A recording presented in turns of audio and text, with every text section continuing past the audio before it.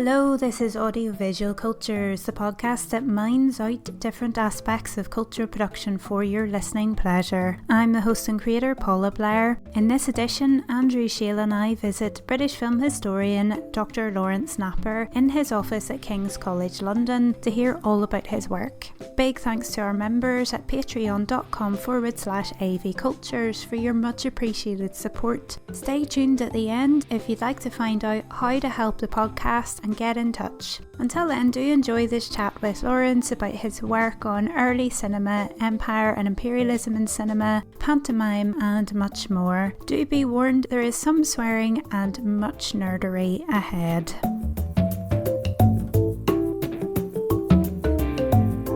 So I am Lawrence Napper and I work at King's College London. My research interests are around early cinema of the 20s really, British cinema. So, ta-da! Guess what, they intersect in early British cinema, how thrilling.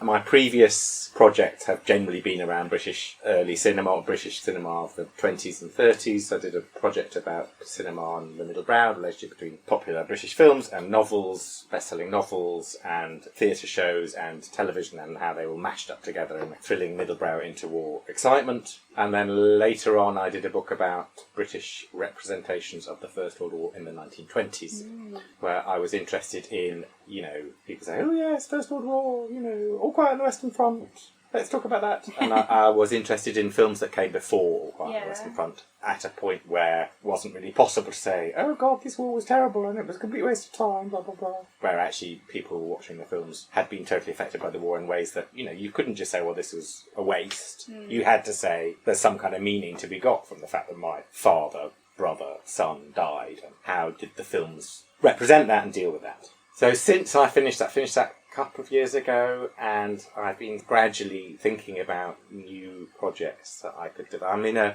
quite a nice position because I'm just starting a couple. So I'm not really sure what I'm doing, basically. There's lots of things where I'm like, oh, yes, not really clear which one's going to... I think it's obvious which one is going to become the sort of big thing next, but I'm still... So the main one that I'm thinking about at the moment is Empire. Thinking about British cinema as an imperial cinema.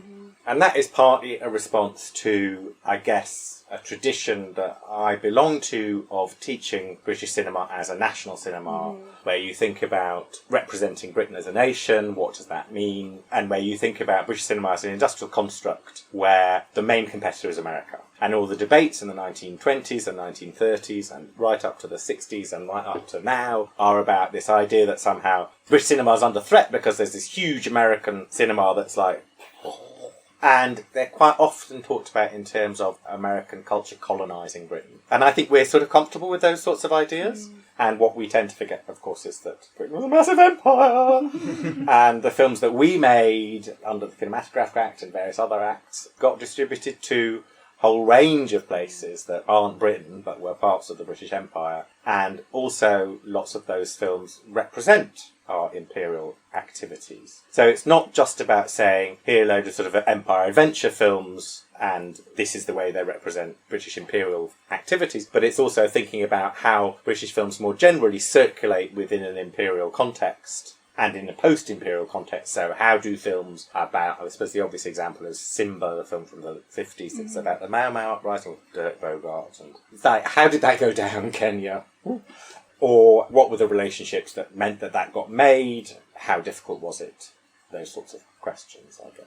One of the things I'm starting to discover is, of course, films like that, they don't get shown in places that they're about. Because the Colonial Office says, let's not annoy the natives by showing them this film about how we're super fab and their fights for independence are a load of old crap. No, that's not something the Colonial Office is interested in getting involved in, because the film itself can create a flashpoint. So yeah, I just started that project, and it's one of those things where you just think, it's like this stupid First World War project where you think, oh yes, I'll just, I haven't really thought about this. And then you're like, oh, now I'm going to have to read everything about the First World War. And it's like, you wouldn't believe how many books there are about empire, about decolonialism, and then you look at the films, and at the moment I'm sort of concentrating on 1945 through to 1960. And I thought I knew British cinema pretty well from that period, but no, turns out there are way more films than you imagine. And there are so many films about empire all of which are quite bad. I remember one where it's Richard Attenborough. Quite young Richard Attenborough. He's an army officer. Maybe he's a junior officer. He's an army officer. It's in a colonial country.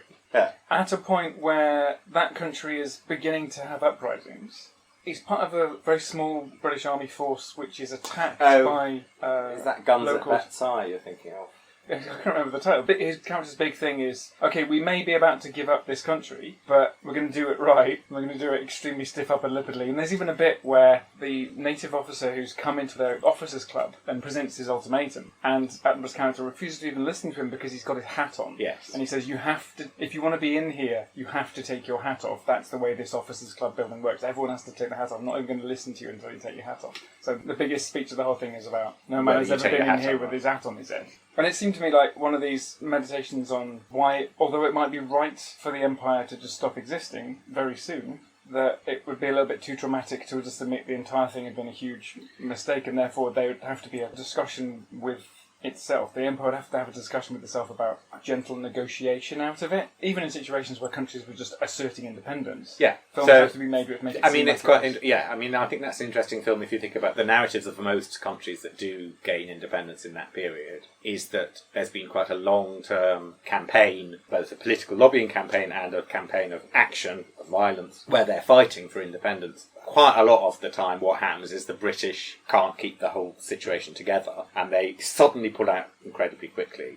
leaving basically a bloodbath that happens on the ground. So there's the difference between the fantasy of our withdrawal, which is we are maintaining control throughout, even in terms of demeanour and dress code, and actually the fact of the matter, which is that quite a lot of places, it became untenable for us to stay, and we were just desperately trying to, I mean, I'm saying we, do you see, obviously. our forebears. I mean, it is that part of this project is about trying to take seriously viewpoints where it's not really possible to say we in that context. So, I mean, basically colonised peoples and the ways in which their film history relates to that film history and the ways in which they understand those events and portray them in films. And this whole project came really out of a discussion I had with an ex-student who more or less said to me, your British cinema course is kind of a bit racist, Lawrence, because, okay, there wasn't a massive amount of immigration to Britain until the 1950s, and yes, you do cover that when you hit the 1950s, but newsflash, you had an empire and you've never engaged in that. And so there are lots of ways in which you could be talking about representations of race and colonialism and the ways in which British cinema is complicit in a whole range of racist practices, where it's not necessary for it to be Sapphire or Flame in the Streets. There's plenty of forebears for that.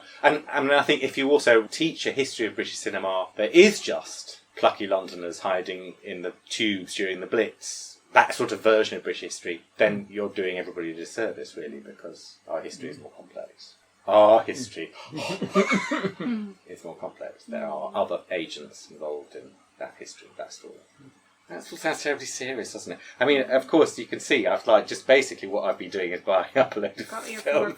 I mean, I've got piles and piles of films from the 50s that look a bit depressing and I've got to watch. Yeah. You know, I think it's HRC funded, it's some sort of funded project that Duncan Petrie's been doing, which is British Cinema 1960s project. Yeah. It smells like the beginning of a new decade-by-decade multi-volume history of the cinema of the Atlantic archipelago, the history of the UK, British Isles, etc. I mean, I think, yes, there's scope, I think, for completely rethinking the category of British cinema in the context of those things. I think that's certainly what that project is involved in. And also, if you think about the big project that Lee Greason and Colin McCabe had a few years ago about the Colonial Film Archive. They created this colonial film database. It was not feature films so much as educational documentaries, films that were made by the Colonial Office for showing to native peoples. I'm making scare quotes. That's good radio. A lot of the time those were films about control. It's an extraordinary resource. They've got a superb database with loads of research done by Tom Rice, which is kind of amazing, where he talks about the film and how it fits in both to film policy and imperial policy or colonial policy. And the films are there. So you can click on it and it's like, ta-da, here we are in Malaysia. Here are all the films chronologically that deal with this space. So there's lots of... I'm not the first, darling. There's plenty of impetus for rethinking category of Britishness. I'm just thinking, because we're looking at very difficult questions at the moment about national identity, and again, scare quotes, the Irish question. I'm wondering if before the partition of Ireland, when we're saying British cinema, is that including anything? How does Ireland fit in that? I know you've done something with John Hill about vaguely with this. Yes. Or, So that book, and John has a lot of Irish chapters that are reflected towards Ireland in that book, and actually my chapter doesn't really talk about Irish stuff. But I mean, it is absolutely true that, so for instance, one of the films I wrote about in the book about the 1920s and the war is a film called Eep, and of course the First World War was pretty contentious in Ireland in 1926 or whatever, 23 I think it is. And Eep is shown in a cinema in Dublin, and basically Irish nationalists completely object to it because it is a sort of imperialist act. It's an act of remembrance, but it's also an imperialist act of remembrance. There's a couple of incidents where prints of the film are stolen and taken out of cinemas that are about to show them. There's one incident, I think, where there's a bombing in the cinema. I don't think anybody gets hurt, but the cinema projection booth is... I mean, that's one of the things that really interests me, is this idea of not necessarily what's being represented. It's not about censorship. It's not saying, oh, you want to cut these bits out in this film. It's like everything about this film is so politically contentious that actually we're just going to try and prevent it from being shown. There's a good example of that happening in The Drum. This article by Prem Chandri that talks about that in India in the 1930s with a film called The Drum, where basically people are like, oh, this film is like a total imperialist nonsense and racist in all these various kinds of ways. You know, they've got white actors playing blackface villains as Indians, and I mean, it's just sort of insane. And what happens is people just assemble at the cinema and say, you know, fuck this. You know, let's close this film down. And eventually, as I was saying before, it gets withdrawn. The Colonial Office say, probably a good idea if we just stop showing this film. So this idea of film is this flashpoint for those kinds of local politics. You know, we sort of think of the films as just being made in the UK and then being distributed and everybody having a great time, but actually quite a lot of the time they get distributed and people are really freaked off. And that was the other thing that, this isn't part of my project, but if you think about all of those stories that you tell about the development of British national cinema, so like when you talk about the Quota Act in 1926 and those debates will happen in empire conferences. They're imperial, they're literally in the context of imperial conferences, and about how these films, how can we control representation of white people to non-white colonial subjects. It feels like a project that could possibly be a precedent or sit alongside if there are other national cinemas that are actually colonial cinemas. They could do the same like France or Holland or Germany or wherever. Absolutely. Yeah. And I think, I'm not an expert in those national cinemas at all, but my sense is that those film history traditions are more advanced than ours are in terms of thinking about those contexts.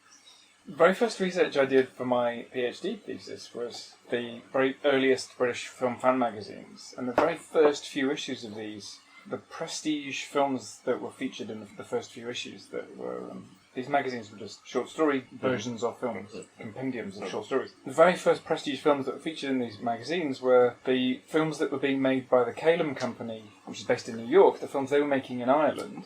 So they're filming them in Ireland, cutting and printing them in New York, and then they clearly deemed these to be an appropriate product to lead the founding of this new film fan magazine in the UK with. Even though these films were being made by some quite pro-Irish Republican filmmakers working for the Calum Company. There was a couple of Irish film historians, Tony Tracy and Peter Flynn, recently did a documentary about this, about the making of what were called the O'Callum films. And apparently there was a bit of conflict between the UK government at the time and these American filmmakers because the content of these films was really anti-British. And then somehow these films become the films that are foregrounded in Film Fan magazine that's printed in London and that is distributed throughout the British Isles as this thing that's totally palatable for all Brits and all Irish people. Somehow someone just decides to go, these colonised subjects are actually willing. At that point, the colonised subjects are the ones who may like these films more than the colonisers. Someone probably just spoke really hard in a meeting in favour of foregrounding these films, which were implicitly quite critical of British rule. It was a bit of conflict. I did not sniff at all through reading these magazines, but of course only through this great research somebody's two film historians did I... and that's evident how, from the ways in which the films are received in the press in Ireland or from meetings within the UK ministers. What was the evidence? Let me think. This is quite some time ago. I think the evidence they used, either it was the personal memoirs of Jean Gontier, who was their lead actress at the time, or it was definitely that, but it was also, I think, they also consulted some official documents in a government archive somewhere, or it was the producer, Sidney Olcott's own diaries or letters that they were using. Yes. It wasn't just a kind of, we'll guess according to what we think might have been going on here. They managed to find evidence of actual fracas, particularly fracas with the local Catholic priest, because the young girls in the town where these American actors were staying were getting a little bit too familiar with these American actors, and so there was fracas about that. And then there was apparently the permissions they got to film in Ireland were granted by the UK government, but it started to get quite resistant after a while when they realised what their company was making. Yeah.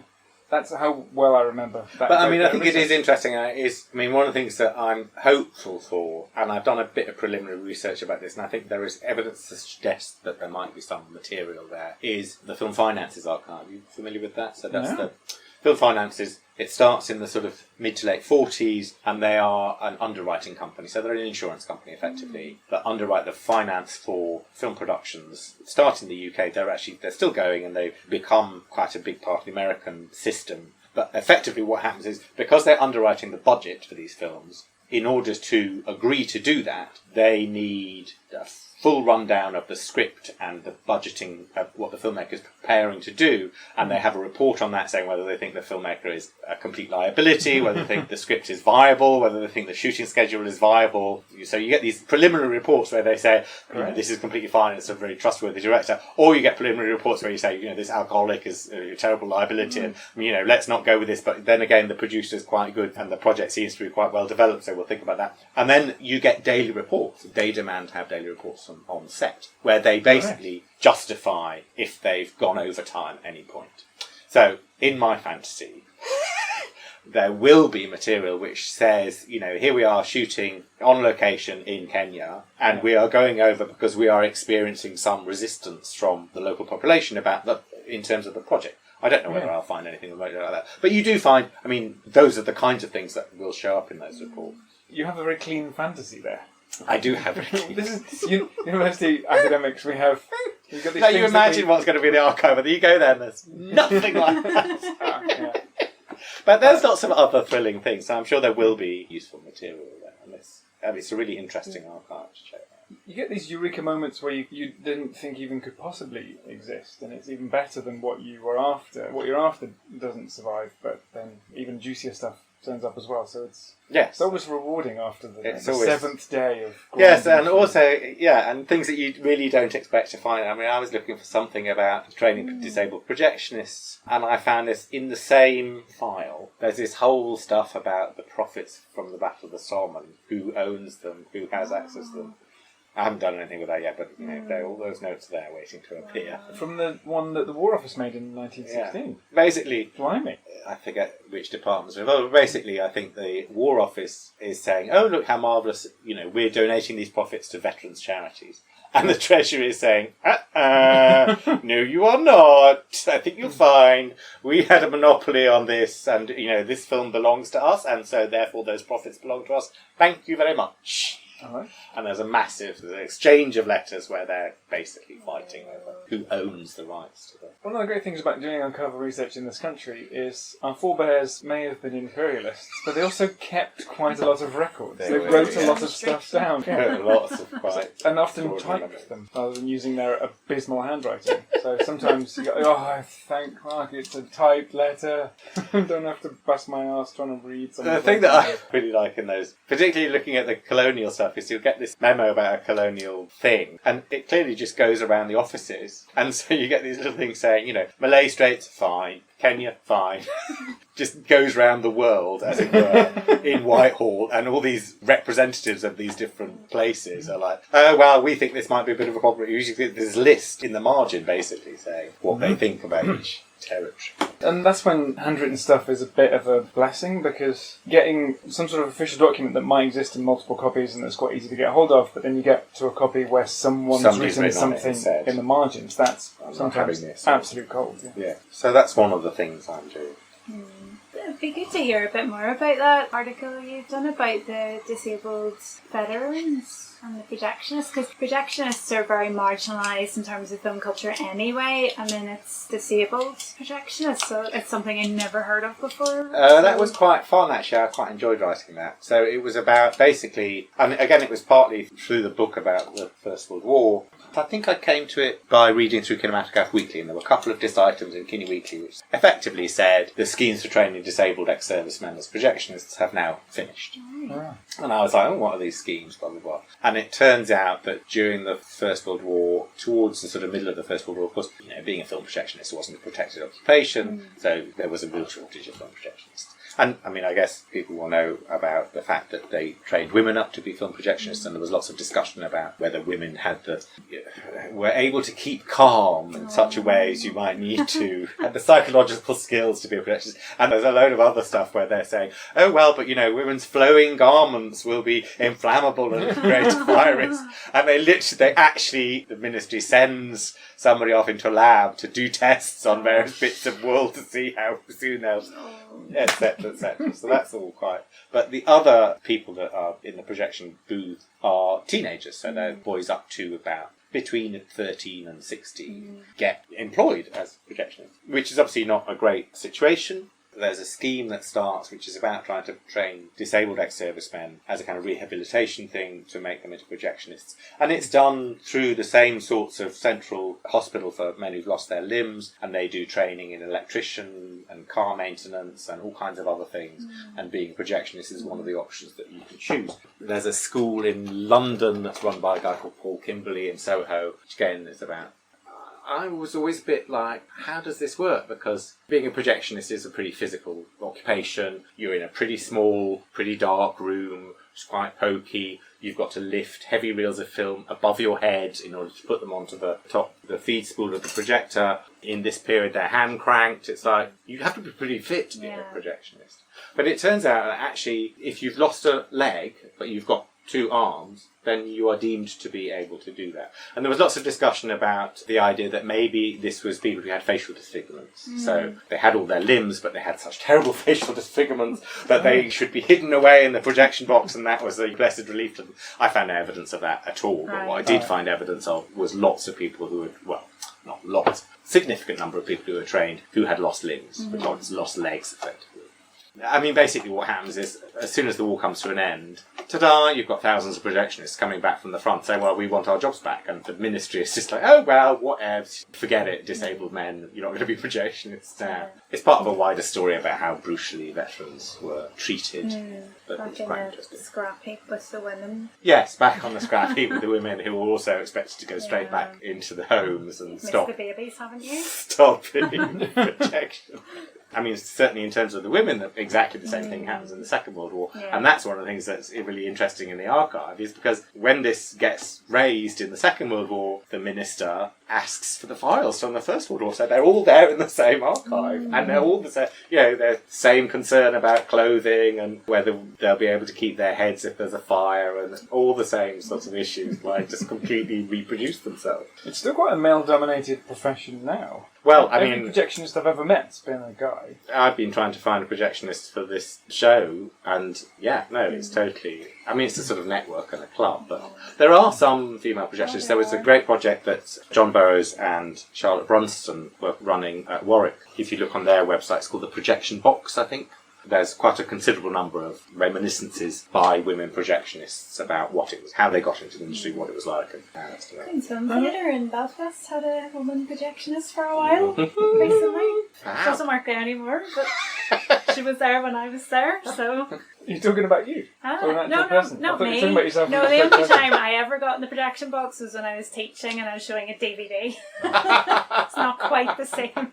No, she was actually working with 35mm film. And is she left there? Does she stay as a projectionist, or did she go? I believe so, but she's working in a totally different place. Last I heard, I'm not even sure if she's still in Northern Ireland. I think she's somewhere else now. As you regularly observe, most Northern Irish people have left All Northern the best Ireland. people are not there anymore. Leaving only about 7 people. Yeah, that's why it's a melt over there at the minute, because we're all over here. This thing about First World War shortages of cinema staff. I've been in the British Library photographing hundreds of pages from the Kinematograph yearbook. Because for my big, counting... We love a bit of counting. Love a bit of counting, yeah. Some counting work. I wasn't really reading stuff. It's photograph, 10-page photograph. But I noticed lots of mentions that cinemas are closing down not for want of custom, but for want of staff.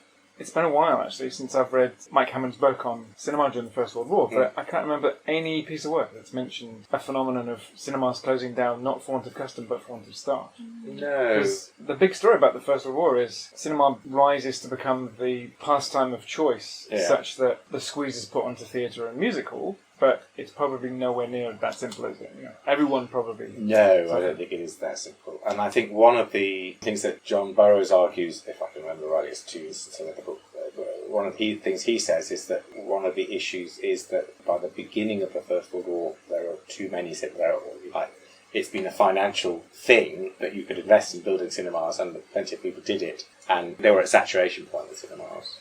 Yeah. So it could be that that's part of that story. Just mean that it's not just want of staff; it's the fact that actually you're reproducing staff from another cinema across the street, and there's only enough audience for one of the cinemas. Yeah. And also, he's a little bit more reserved about the idea that there's a massive cinema-going boom in the war. He says, well, it happens really late in the war, and really more towards the end of the war, and just into the peace. I might be totally misrepresenting his argument. That's completely from memory, but... At least you've managed to get to the end of it, but... It's a very great book, I think. Yeah. It's kind of amazing. I'm about 10 pages through it right now. Oh, really? Oh, it's worth persevering because it's a bit like the Borgias. It's like some really quite big names get bleeding on the top of his argument. I've read his article version of the book, because it's the norm is to get an article version early on, and I did think, this pulls no punches. And he's like, this person is wrong. Here's the reason. If we could all be so brave. Yeah, no, he's pretty great. But it is a great read. But as I say, I've got a very vague recollection.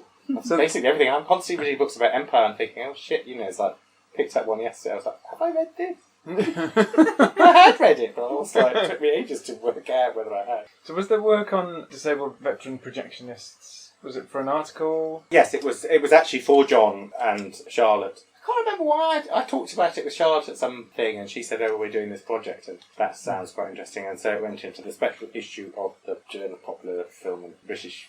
What the hell is it called? The one that used to be called something and is called something slightly different? Journal of British Cinema and Television. Yes, Journal of British Cinema and Television. They had a projection. They had one that showcased research that came out about it. I think Lorraine Porter mentioned it to me a couple of years ago. Yeah, it's quite good. And I think there's an article about women projectionists. And that's one of the other things I've sort of got into, is that idea that it's partly to do with this notion of protesting the space. That idea of the cinema space as somewhere where you can trace people having fights. I mean, you're talking about you and your counting. I'm sure we've all started using the British newspapers online. Like a mad thing. Resource much more than we used to. And I've started doing that to find stuff about things happening in cinema spaces, like fights in cinemas, those kinds of things.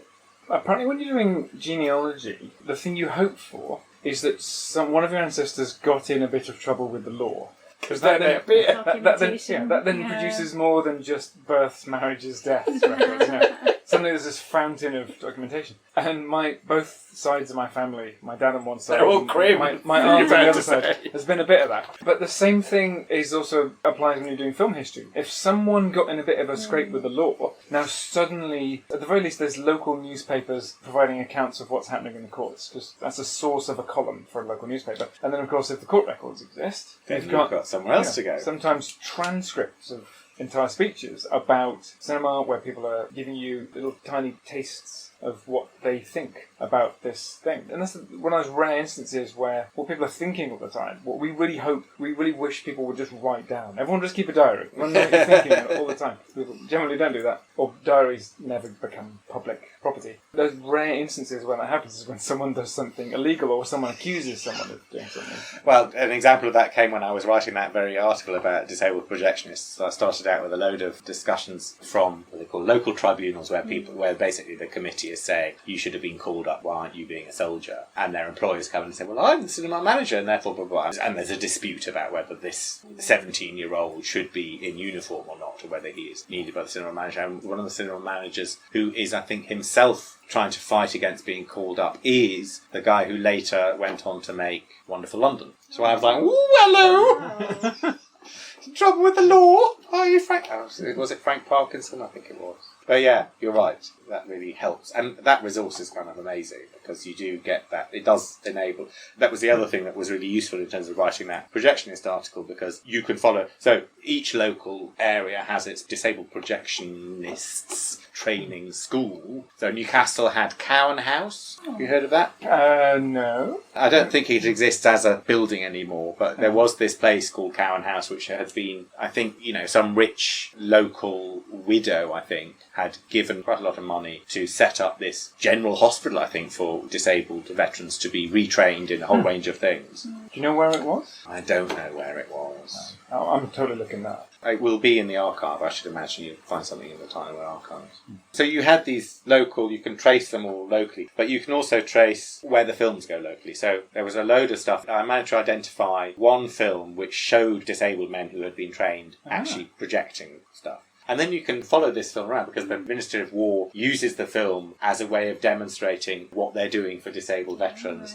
They show it to the Veterans Associations to try and sort of publicise how marvellous the pension scheme is and blah, blah, blah. And so there are these accounts of these films showing disabled veterans being trained as projections. And then it is revealed, ta-da, at the end of the show, that it has been projected by a disabled ex-serviceman. It was being filmed while he was doing it. And go off to work, because if you get your lips blown off, you'll have a life afterwards. Yay! And that's the kind of, that's really dreamy, obviously, but it's the kind of thing that you would never be able to find if you were just sitting in Colindale day after day. It can only happen through digital searching.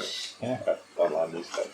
I put a big... I suppose it was implicitly a disclaimer in the introduction to my recent book where I said I'm adding to and modifying a story that Richard de Cordova told, and I'm sure that if he'd lived into the era of digitised newspapers, he would have done this already, because it was a really unfair fight, because this guy who didn't outlive the 1990s up against the resources that we have digitally accessible now. There's, I could have done this with all of my limbs tied behind my back. Yeah, no, it is amazing the difference that it's made.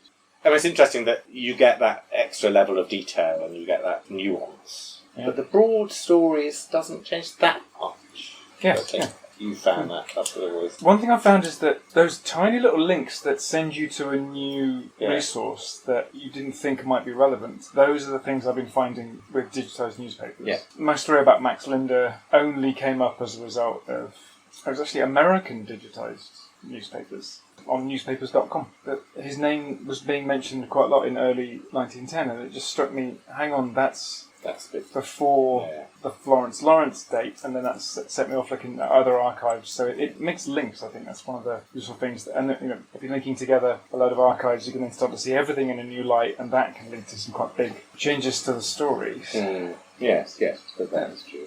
And I'm not the one being interviewed here. Oh. Grill Lawrence. Never stops you. Yeah. Can I ask you a bit more about the idea of the middle brow? Middle brow is... that was my thesis, my PhD thesis was about middle brow stuff. And I guess, what do I think about it now? A part of my motivation for writing that thesis was that I wanted to write about British film of the 20s and 30s, which I thought was fab, and like everybody around me thought was utter shit. Really? Right.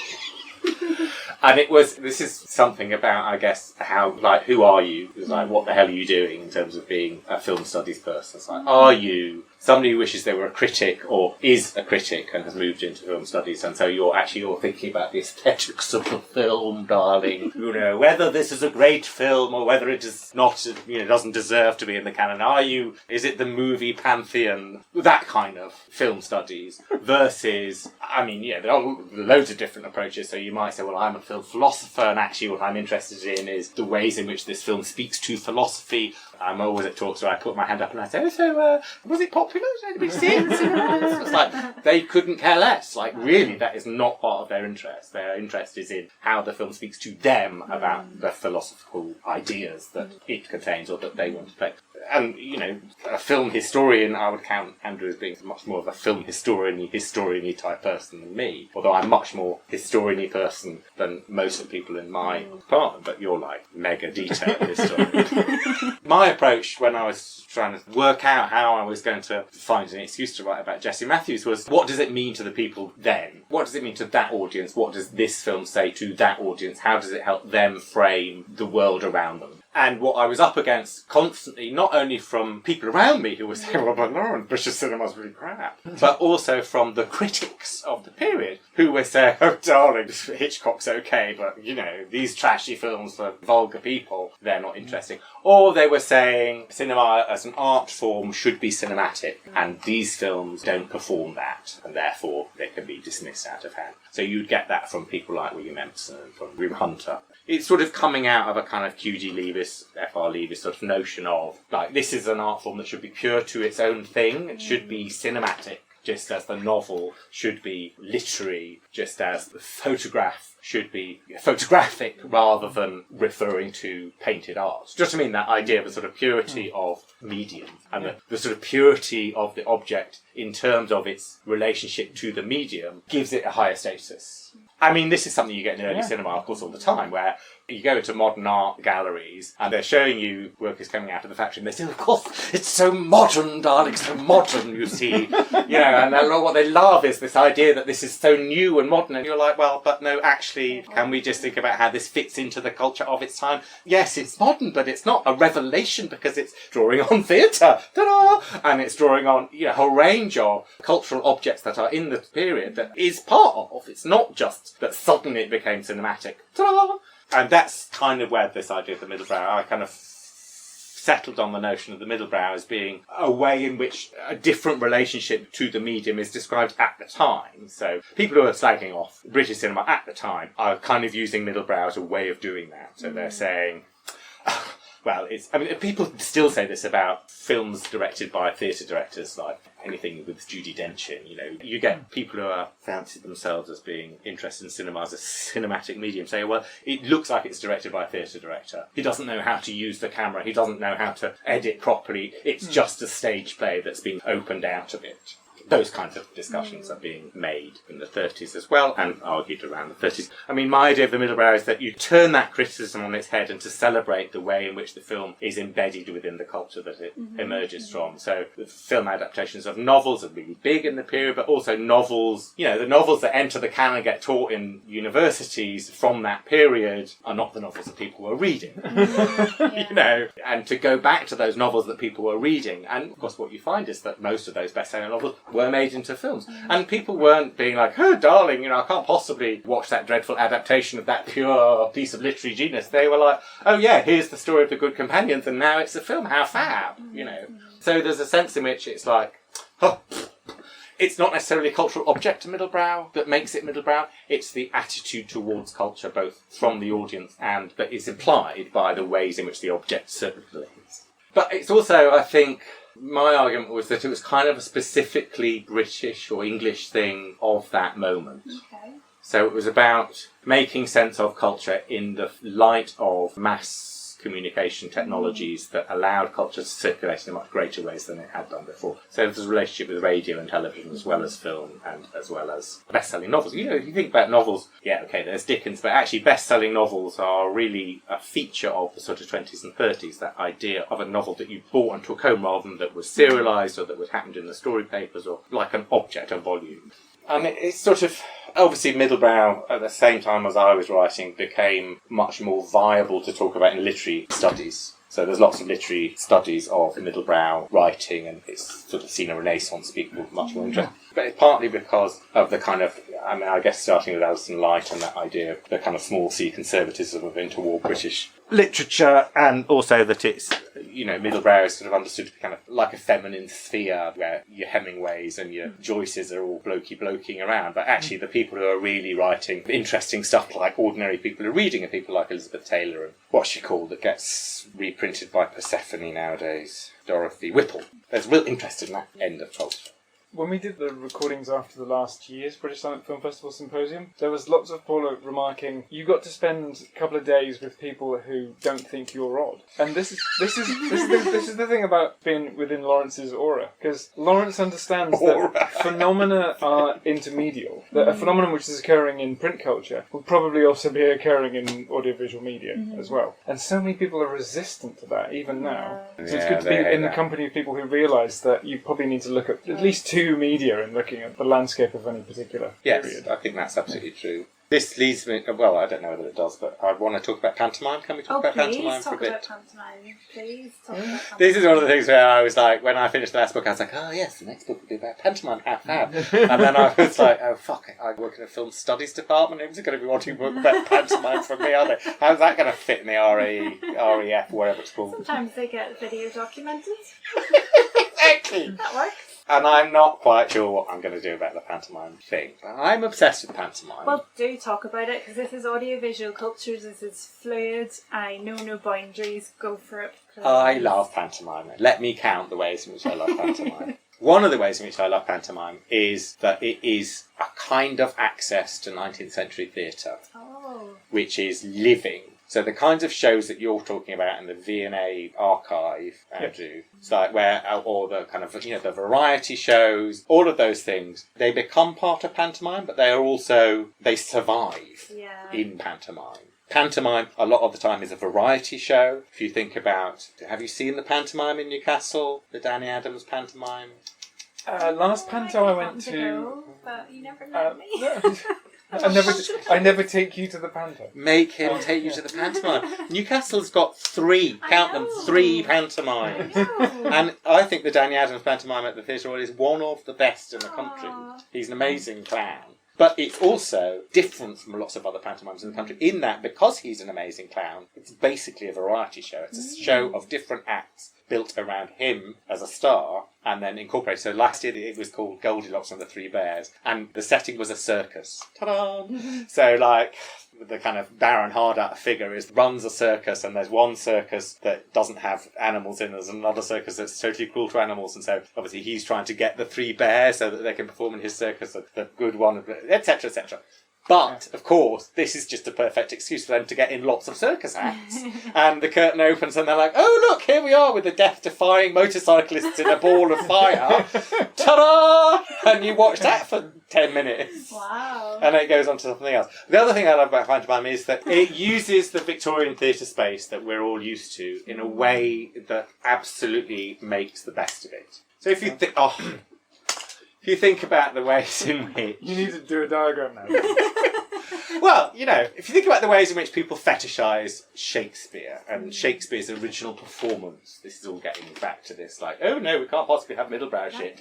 This was truly popular, and we must, in order to understand it, see it exactly as it was performed in the Globe Theatre. And, let's be so weird and fetishistic about it that we completely rebuild a fucking Elizabethan theatre in the middle of London so that we can experience that lost culture. Can you imagine anybody doing that for Victorian melodrama? Let's build a whole Victorian theatre so that we can experience that. But of course, we have a load of Victorian theatres. They exist. They're all around us. And, that idea that somehow modern theatre should all be like minimalist, that's doesn't come from the culture of those buildings. But what does come from the culture of those buildings is pantomime. And pantomime uses all the effects that those buildings facilitate and allow, all the trapdoor effects, all the flying effects, all the sea and land, like in Dick Whittington where they have a shipwreck on stage and then you have an underwater scene. All of those theatre effects are basically Victorian theatre effects, and you get to see them still today.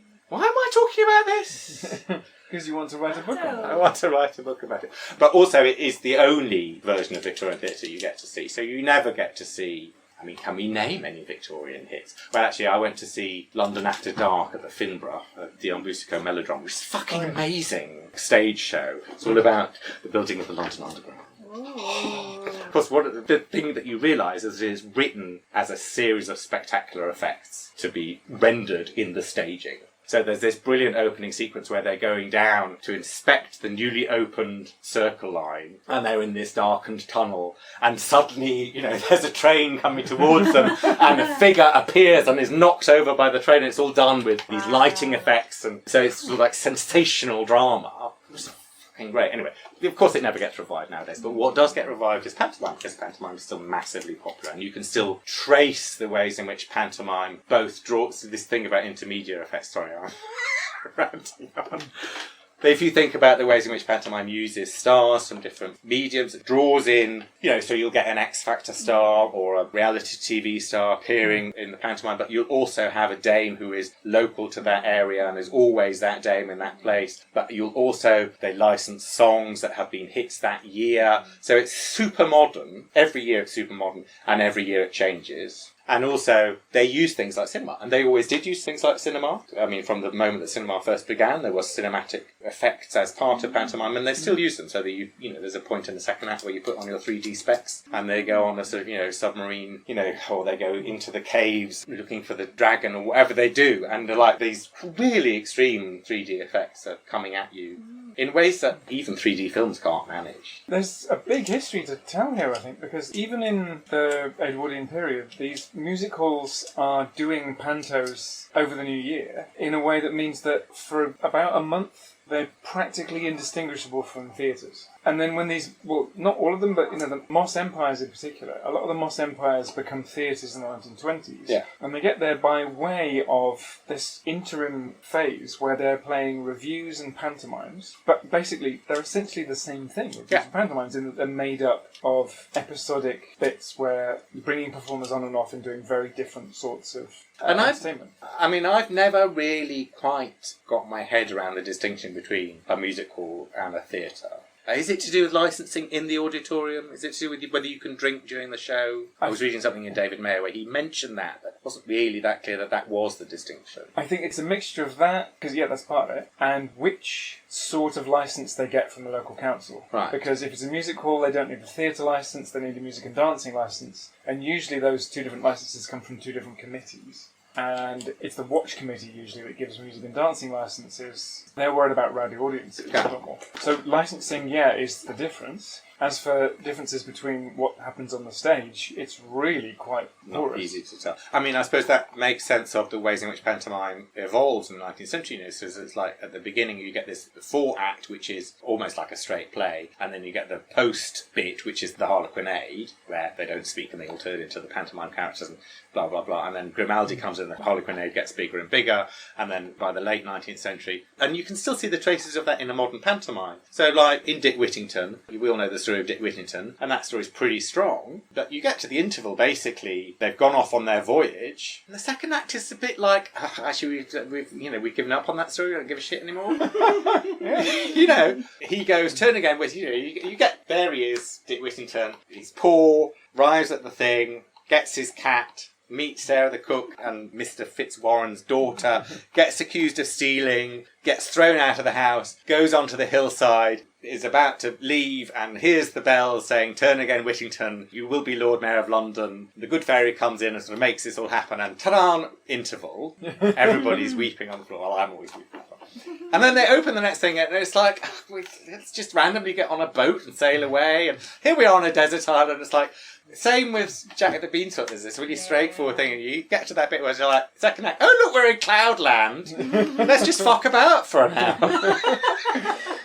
What did we see when... Did you come on this trip? I took my parents and my daughters and we went to an Easter panto in Malden, at Malden Festival Theatre. And I love the fact they have Easter pantos. This is a new phenomenon, but it's from the 19th century too. And I think it was... Which is the one that's got the fairy godmother and a bad witch. I think it was a version of... Is that a version of Sleeping Beauty? No. Could easily be Sleeping Beauty. Could be Cinderella. I think it might be Could be Beauty and the Beast. Anyway, about 9/10 of it was just shenanigans between secondary characters. A lot of it was just a kind of cooking scene in which... Oh, yes! Yeah. One of the characters just kept getting flour on him. And so it was just all immaculately rehearsed slapstick comedy. And every now and then we might get a bit of, some fairy might come in and actually do move the more plot of the along. Storyline. It was mostly just, okay, here's a set piece. How fabulous. Spend time in the company of a clown. I think it is fabulous, and it is absolutely that relationship with with narrative and spectacle that music hall is. I mean, the slop scene is in every pantomime. Doesn't matter what the story is. There is a scene where, ta-da, we're in the kitchen, or ta-da, we're in the laundry, or ta-da, we're doing some, actually, basically, it's a kitchen or a laundry. I'm trying to think what else it would be. And, custard pies are going to be thrown. Oh, yes, quite often there might be a schoolroom scene where they do lots of pratfalls and things. Danny Adams, you see. Ray Adams at the Newcastle Theatre Royal. We have not been to the Theatre Royal in donkeys. When they have their slop scene, it's going to happen because they have a canvas that they roll out over the whole thing, and they give the front row, waterproof capes. They don't do it by halves; they do a really full-on slop scene. But those sort of elements, I think, are really interesting. Yeah. But I can't. My problem is, I couldn't make it work with film. I mean, I'm sure one could, but I'd have to become Andrew to do that.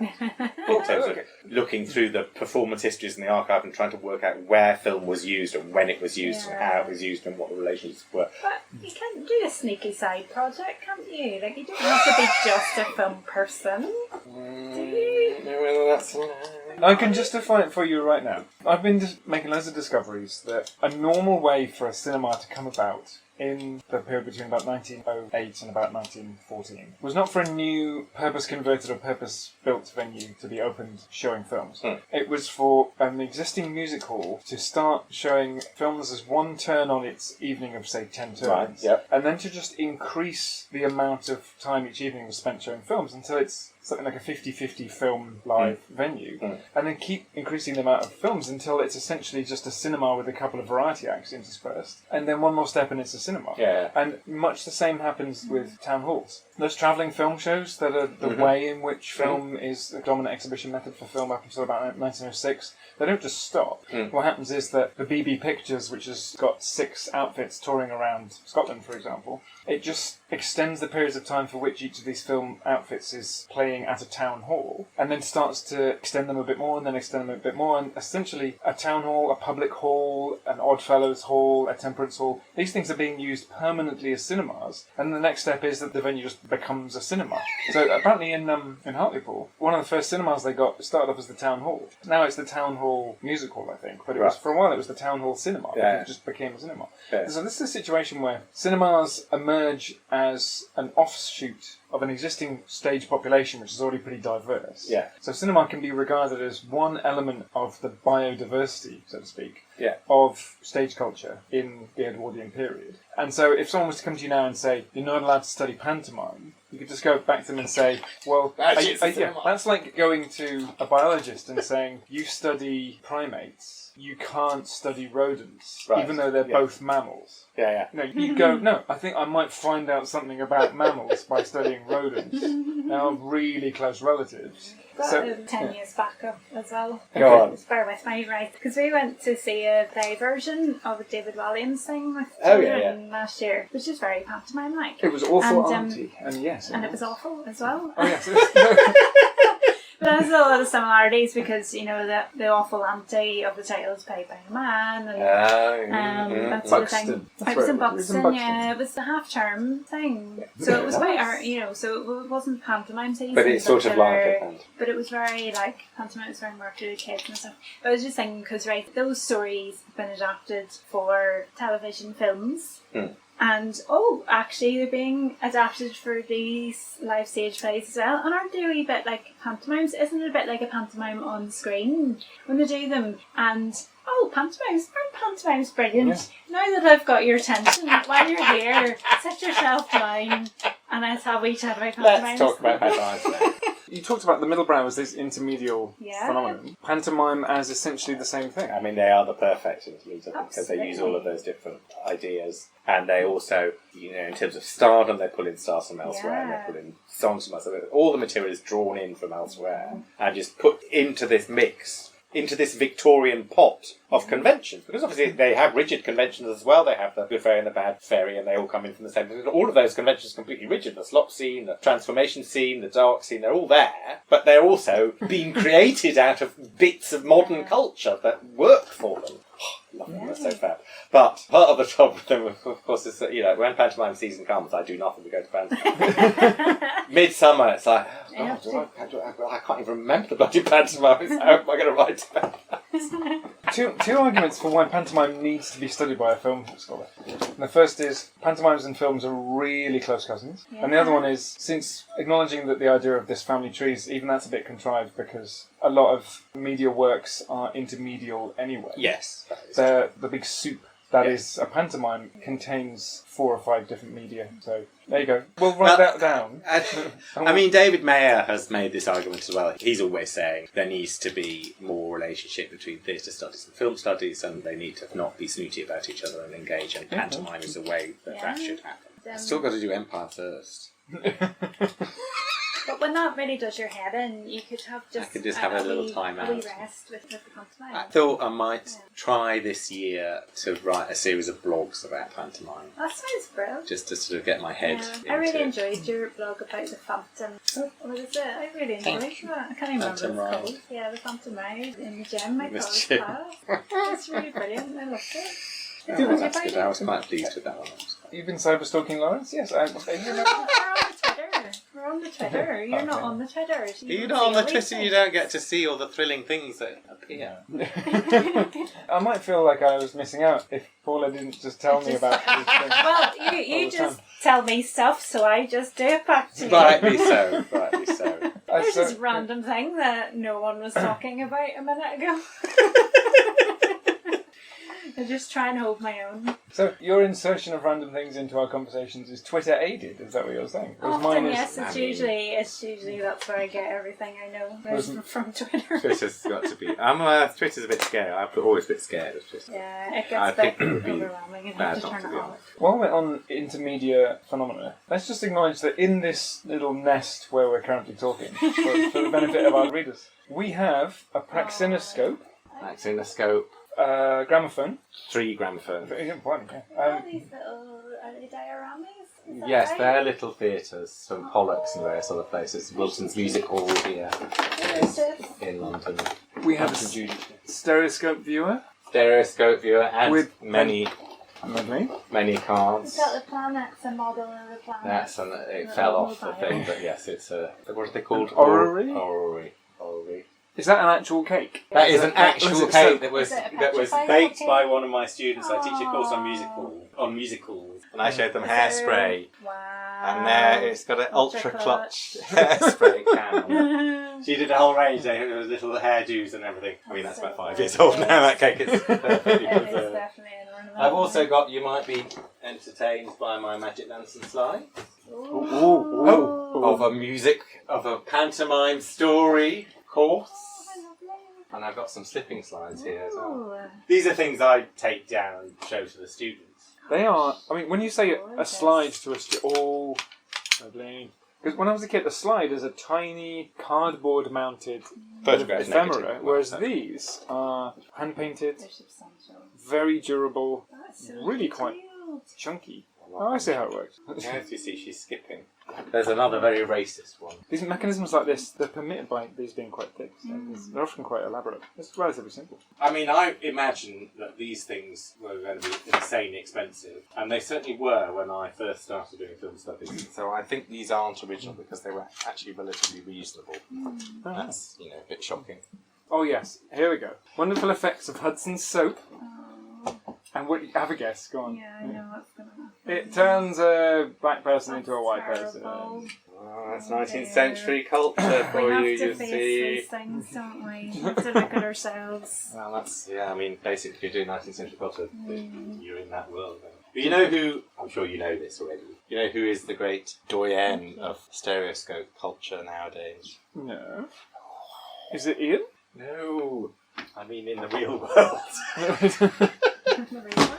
It's Brian May of Queen. Oh, really? Oh. Obsessed with stereoscopes. And he course. produces lots of new stereoscope cards. Oh, yes, because that was including in the ones of Queen. Bradford Museum.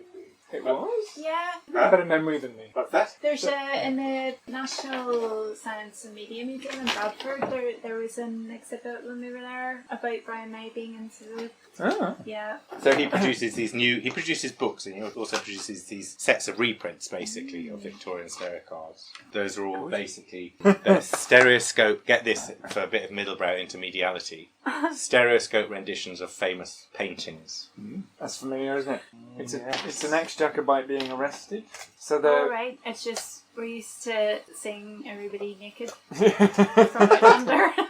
Yeah, so technically what is this? It's a 21st century reproduction of the 19th century hand-tinted stereoscope photograph of a live scene that alludes to the staging of that painting there. Wow. Is it going to show up? Of a pre-Raphaelite painting. Gosh. It made them look a bit How do we be? 70s. And there's a dog. They stuck a dog in. Can't even have the curtains back. She's green. Okay. Shove it in there. Oh, wow. Hold it up to... you can move this back and forth to make it work if it doesn't work immediately. Is your stereoscope view a little bit broken, Laura? It is a little bit broken. It was my grandmother's. So That is so cool. It's gone all 3D. You can really see the details. It's so great. I think we should go to the pub quite soon. I have to say. Yeah.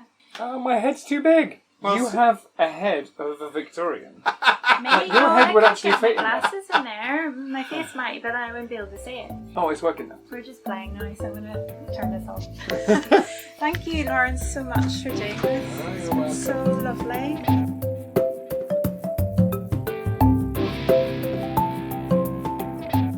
You've been listening to Audiovisual Cultures with me, Paula Blair, Andrew Shail, and our special guest, Lauren Snapper. This episode was recorded and edited by Paula Blair, and the music is Common Ground by Airtone, licensed under Creative Commons Attribution 3.0 and available for download from ccmixter.org. If you like the show and find its contents useful and interesting, please help cover production and distribution costs with donations to paypal.me/PEA Blair or liberapay.com/PEA Blair. Episodes are released every other Wednesday. Please rate, share and subscribe on your chosen listening platform, as this helps others find the show. For more information, visit audiovisualcultures.wordpress.com and follow AV Cultures on Twitter and Facebook. Thanks for listening and catch you next time.